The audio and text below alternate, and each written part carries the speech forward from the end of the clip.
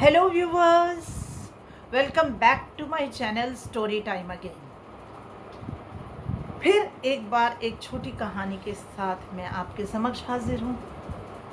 एक बार भगवान बुद्ध शांति यात्रा पर निकले और एक राजा के पास पहुँचे। राजा ने उस दिन नगर वासियों को सूचित कर रखा था कि भगवान बुद्ध आएंगे, तो उनके लिए तरह तरह के उपहार नगरवासी अपनी श्रद्धा के अनुसार लेकर हाजिर हो गए थे।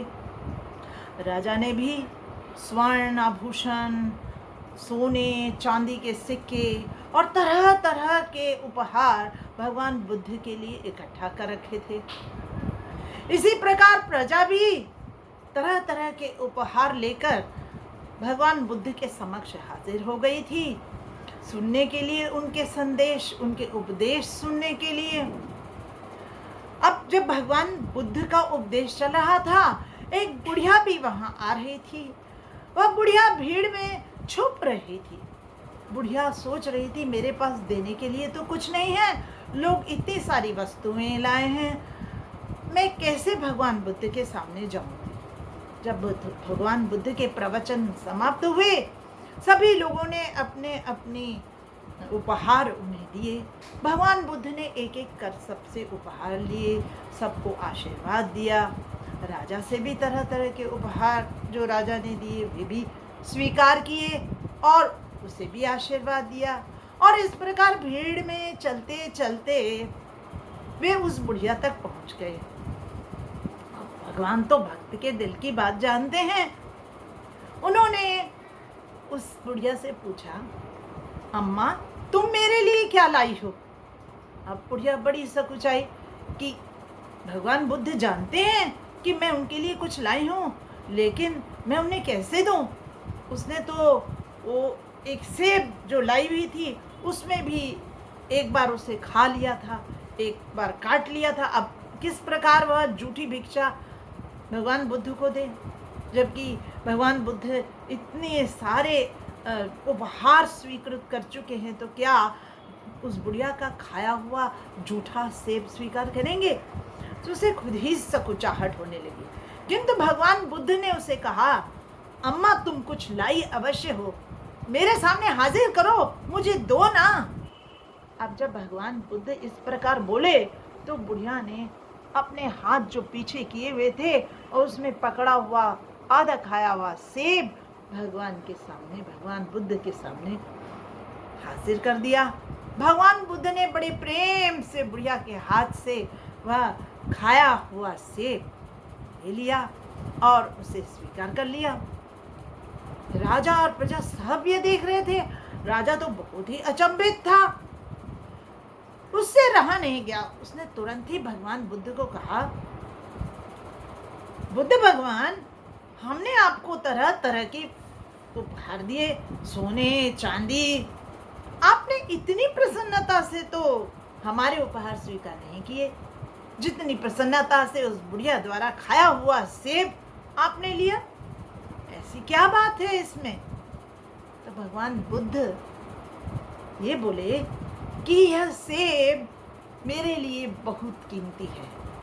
जो प्रेम भाव इसमें है, जो भक्ति भाव इसमें है, वह तुम्हारे अमूल्य उपहारों में नहीं है।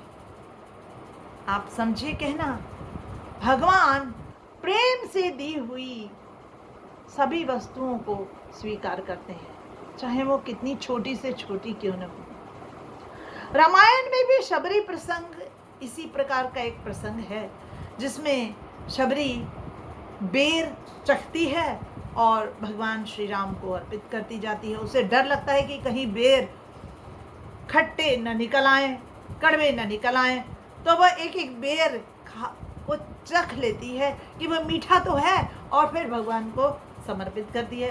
और भगवान तो प्रेम के भूखे हैं, वह उन बेरों को वो ये तो ना देखते कि झूठा बेर है क्या, वह तो भक्त के प्रेम भाव को देखते हैं। और वह इसी प्रकार श्री राम जी सब बेर खा जाते हैं जो बिल्ली द्वारा दिए जाते हैं। तो इस प्रकार भक्ति बहुत ही महत्वपूर्ण है।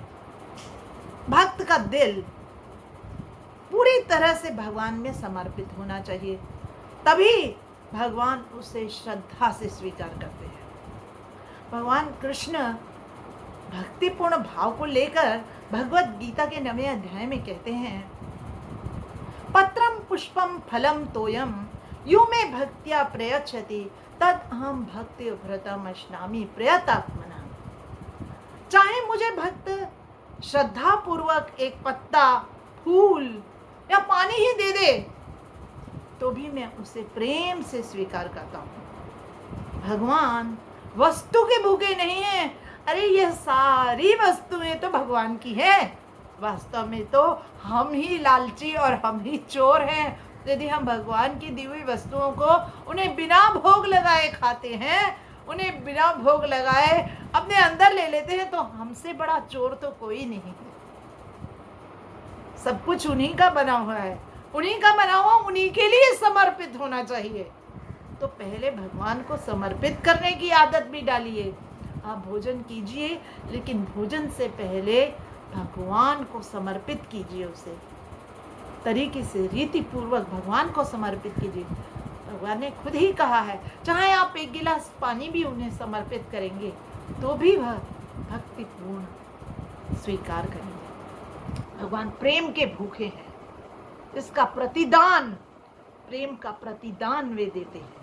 आप जितना देंगे प्रतिदान उससे 4-5 गुना मिलेगा। आपको बढ़कर ज्यादा प्यार मिलेगा। आपको जितना प्यार आप भगवान से करेंगे, भगवान उससे आपको कई ज्यादा गुना प्यार करेंगे। तो भगवान में लौ लगाइए, उनमें लगन लगाइए, प्यार कीजिए, प्रेम से भक्ति कीजिए और समर्पित कर दीजिए स्वयं।